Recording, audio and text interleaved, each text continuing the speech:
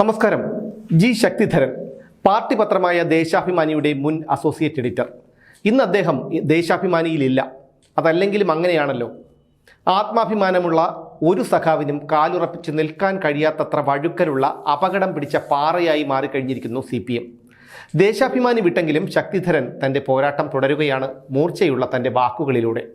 തനിക്ക് പറയാനുള്ളത് ആരെയും ഭയക്കാതെ അദ്ദേഹം സമൂഹ മാധ്യമത്തിലൂടെ പറയുന്നു. കുറച്ചുപേരല്ല, ഒരുപാട് പേർ കാതോർക്കുന്നുണ്ട് ശക്തിധരൻ്റെ വാക്കുകൾക്ക് വേണ്ടി. കണ്ണൂർ ADM നവീൻ ബാബുവിൻ്റെ കുടുംബത്തോടൊപ്പമാണ് പാർട്ടി എന്നാണ് പാർട്ടി നേതാക്കളും പാർട്ടി സെക്രട്ടറിയും പറഞ്ഞു നടന്നിരുന്നത്. എന്നാൽ ആ വിഷയം ആറിത്തണുത്തതോടെ പതിവ് പോലെ മലക്കം പറഞ്ഞു പാർട്ടി നേതാക്കളും സെക്രട്ടറിയും. മനസാക്ഷിയില്ലാത്തവരിൽ നിന്ന് അതിൽ കൂടുതൽ എന്താണ് പ്രതീക്ഷിക്കേണ്ടത്? നവീൻ ബാബുവിൻ്റെ മരണത്തിൽ കുടുംബം CBI അന്വേഷണം ആവശ്യപ്പെട്ട അന്ന് തൊട്ട് തുടങ്ങിയതാണ് പാർട്ടി സെക്രട്ടറി MV ഗോവിന്ദൻ അടക്കമുള്ളവരുടെ മുട്ടുകൂട്ടിയിടിക്കൽ. എന്തിനാണ് CPM CBI അന്വേഷണത്തെ ഭയക്കുന്നത്? ഈ വിഷയത്തെ വഴിതിരിച്ചു വിടുന്നതിൽ മലയാള മനോരമ വഹിച്ച പങ്കിനെക്കുറിച്ചും MV ഗോവിന്ദൻ്റെ CBI പേടി എന്ന തലക്കെട്ടിൽ സമൂഹ മാധ്യമത്തിലൂടെ ജി ശക്തിധരൻ ചില തുറന്നു പറച്ചിലുകൾ നടത്തിയിട്ടുണ്ട്. 400 പോലീസുകാരുടെ നടുവിലൂടെ നടുവും വളച്ച് നടന്നിട്ട് ഇരട്ടച്ചങ്കൻ എന്ന വിളിപ്പേരിൽ അഭിമാനപുളകിതരാകുന്നവരും മുള്ളാൻ പോകുമ്പോഴും 3 പേരുടെ അകമ്പടിയോടെ പോകുന്നവനെ ഇരട്ടച്ചങ്കൻ എന്ന് ഉളുപ്പില്ലാതെ വിളിക്കുന്ന അടിമ കമ്മികളും ജി ശക്തിധരൻ എന്ന പഴയ കമ്മ്യൂണിസ്റ്റുകാരനെ കുറിച്ച് അറിഞ്ഞിരിക്കണം. നാണം കെട്ട് തൊലിയുരിഞ്ഞു പോകും സാധാരണക്കാരനായ ഒരു മനുഷ്യൻ്റെ. പക്ഷേ കമ്മികൾക്ക് ആ പേടി വേണ്ട. അത്രയ്ക്കുണ്ടല്ലോ തൊലിക്കെട്ടി. ശക്തിധരൻ്റെ വാക്കുകളിലേക്ക്. നവീൻ ബാബുവിൻ്റെ സംശയകരമായ മരണം സംബന്ധിച്ച് CBI മാത്രം അന്വേഷിച്ചു കൊടുന്ന MV ഗോവിന്ദൻ എന്തുകൊണ്ടാണ് ശാഠ്യം പിടിക്കുന്നത്? ഗോവിന്ദനോട് മാത്രമല്ല, മലയാള മനോരമയോടും എനിക്ക് ഇതേ ചോദ്യം തന്നെ ചോദിക്കാനുണ്ട്. എന്തുകൊണ്ടാണ് മനോരമ ഈ വിഷയത്തിൽ പൊടുന്നനെ ഒരു നനഞ്ഞ പടക്കമായത്? മനോരമയുടെ ചാഞ്ഞും ചരിഞ്ഞുമുള്ള നിൽപ്പ് കാണുമ്പോൾ ഭയം തോന്നുന്നു. വിഖുലതയാർന്ന മുഖപടവുമായി കഴിയുന്ന മഞ്ജുഷയെയും മനോരമ ചതിക്കുമോ? ഫിലിപ്പ് മാത്യുവിനോട് തന്നെ ചോദിക്കട്ടെ. കേസ് ഡയറി ഹാജരാക്കണമെന്ന ഹൈക്കോടതിയുടെ സുപ്രധാന തീരുമാനം മനോരമയുടെ നവംബർ 10 പത്രത്തിൽ അപ്രധാനമായി 10ാം പേജിൽ കൊണ്ടു തള്ളിയത് കണ്ടത്തിൽ വർഗീസ് മാപ്പിള അശരീരി പോലെ കൽപ്പിച്ചതുകൊണ്ടാണോ? ആ വാർത്ത ശവപ്പറമ്പിൽ കൊണ്ടു തള്ളാൻ ആരുമായിട്ടായിരുന്നു ഡീൽ? അതോ പ്രജാപതിയുമായി നേരിട്ടോ? അതേ വാർത്ത മാതൃഭൂമിയിൽ അന്നു തന്നെ 1ാം പേജിൽ 3 കോളം പ്രാധാന്യത്തിലാണല്ലോ വന്നത്. ഇതെന്ത് സുതാര്യ മാധ്യമ പ്രവർത്തനം? പത്രമുടമയ്ക്ക് കോടികൾ കൊണ്ട് തള്ളിക്കൊടുത്താൽ ഏത് ജെട്ടിയും പാകത്തിന് മുറിച്ചു കൊടുക്കുന്ന പത്രപ്രവർത്തനമാണോ ഫിലിപ്പ് മാത്യുവിൻ്റേത്? എന്തായാലും ആ സാധനം ഇടയ്ക്കൊന്ന് കഴുകിയേക്കണം എന്ന് ധർമ്മപുരാണത്തിൽ OV വിജയൻ പറഞ്ഞിരുന്നതാണല്ലോ. ഞാനൊരു സാധാരണ വായനക്കാരൻ മാത്രമാണ്. CPMലെ ദുഷിപ്പ് ദുസ്സഹമായിരിക്കുകയാണ് എന്നത് സത്യമാണ്. അത് ചീഞ്ഞളിഞ്ഞുകൊണ്ടിരിക്കുകയാണ്. കീഴ്ശ്വാസം നിലയ്ക്കുന്നില്ല. അപ്പോൾ ഇനിയും നാറും. ധർമ്മപുരിയിലെ ഭരണാധികാരിയായ പ്രജാപതിയെയും അയാളുടെ അശ്ലീലം നിറഞ്ഞ അധികാര പ്രയോഗത്തിന് കൂട്ടുനിൽക്കുന്ന ആശ്രിതരെയും വെള്ളം കുടിപ്പിക്കും. അണക്കെട്ടുകൾ ഒന്നൊന്നായി പൊട്ടുകയാണ്. കണ്ണൂരിൽ നിന്നുള്ള ഖലാസികൾ ഇതുകണ്ട് അന്തം വിട്ട് നിൽക്കുകയാണ്. അവിടെ പൊട്ടുന്നു, ഇവിടെ പൊട്ടുന്നു. പത്രം നിറയെ വാർത്തയേ ഉള്ളൂ.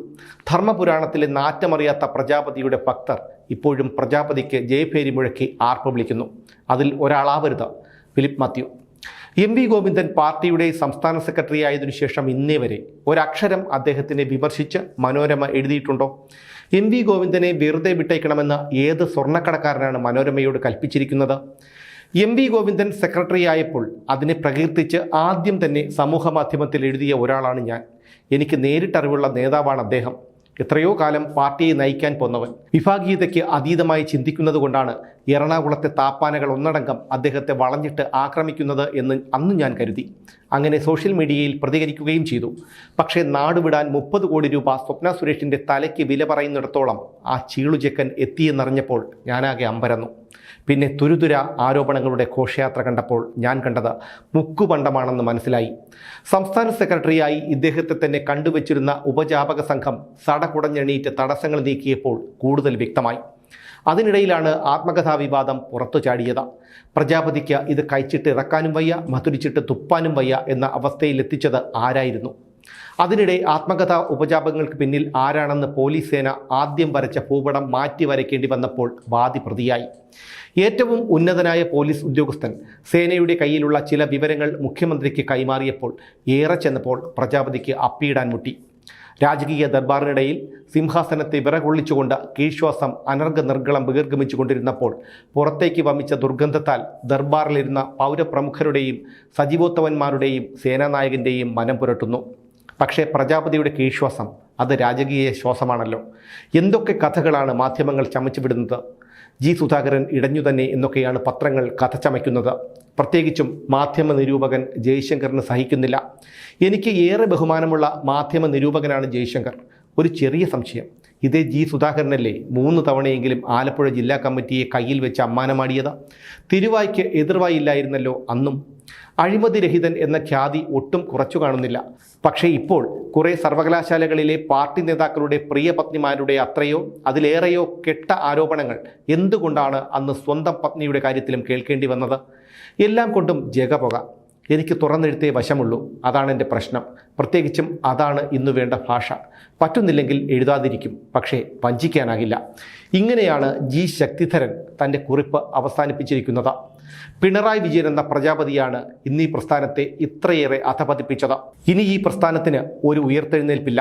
അത്രയധികം ഈ പ്രസ്ഥാനം നശിച്ചുപോയി കഴിഞ്ഞു. കണ്ണുരുട്ടിയും കാലുമടക്കി തൊഴിച്ചും കള്ളക്കേസിൽ കുടുക്കിയും എത്ര കാലം ഇങ്ങനെ മുന്നോട്ട് പോകാൻ കഴിയും? ചിന്തിക്കേണ്ടത് 2ാം നിര നേതാക്കൾ മുതലുള്ളവരാണ്. കാരണം 1ാം നിര നേതാക്കളും അവരുടെ മക്കളുമൊക്കെ പണ്ടേ സുരക്ഷിതരായി കഴിഞ്ഞു. പ്രസ്ഥാനത്തിന് ഇനി എന്തു സംഭവിച്ചാലും അവർക്കതൊരു വിഷയമേ അല്ല. എന്നാൽ 2ാം നിര നേതാക്കൾ തൊട്ടുള്ളവരുടെ കാര്യം അങ്ങനെയല്ല. പൊറുതിമുട്ടിയിരിക്കുകയാണ് കേരളത്തിലെ ജനങ്ങൾ. ഒരവസരത്തിനായി കാത്തിരിക്കുകയാണ് കേരളത്തിലെ ജനങ്ങൾ. അവരുടെ രോഷത്തിൽ നിന്ന് രക്ഷപ്പെടാൻ ഉടയ തമ്പുരാൻ വിചാരിച്ചാലും നിങ്ങൾക്ക് കഴിയുകയുമില്ല. ഓർത്താൽ നിങ്ങൾക്ക് നല്ലത്.